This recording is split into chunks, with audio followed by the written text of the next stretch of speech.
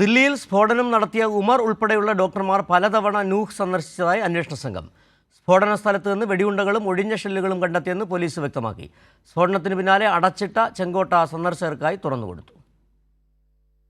കേസിൽ അറസ്റ്റിലായ ഡോക്ടർമാരെ ചോദ്യം ചെയ്തതിൽ നിന്നാണ് കൂടുതൽ വിവരങ്ങൾ കണ്ടെത്തിയത്. സ്ഫോടനം നടത്തിയ ഉമർ ഉൾപ്പെടെയുള്ള ഡോക്ടർമാർ പലതവണ നൂഹ് സന്ദർശിച്ചുവെന്ന് ഡോക്ടർ ഷഹീൻ മൊഴി നൽകി.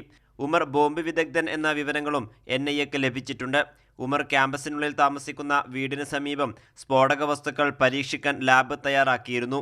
നൂഹുവിലും വീട് വാടക എടുത്ത് 10 ദിവസം താമസിച്ചുവെന്നും വീട് സംഘടിപ്പിച്ചത് ക്യാമ്പസിലെ ഇലക്ട്രീഷ്യനാണെന്നും മൊഴി നൽകിയിട്ടുണ്ട്. ഇലക്ട്രീഷ്യനെയും വീടിൻ്റെ ഉടമസ്ഥനെയും NIA കസ്റ്റഡിയിലെടുത്തു. സ്ഫോടക സ്ഥലത്ത് നിന്ന് വെടിയുണ്ടകളും ഒഴിഞ്ഞ ഷെല്ലുകളും കണ്ടെത്തിയെന്നും പോലീസ് സ്ഥിരീകരിച്ചു.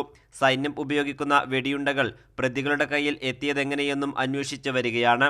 സ്ഫോടനവുമായി ബന്ധപ്പെട്ട് 6 സംസ്ഥാനങ്ങളിൽ NIAയുടെ നിർണായക പരിശോധന നടന്നു. ദില്ലി, ഉത്തർപ്രദേശ്, മധ്യപ്രദേശ്, പഞ്ചാബ്, ജമ്മു കശ്മീർ എന്നീ സംസ്ഥാനങ്ങളിലാണ് പരിശോധന. ചെങ്കോട്ട സ്ഫോടനത്തിൽ കസ്റ്റഡിയിലുള്ള ഭീകരരിൽ നിന്ന് ശേഖരിച്ച വിവരങ്ങളുടെ അടിസ്ഥാനത്തിലാണ് NIA പരിശോധന നടത്തുന്നത്.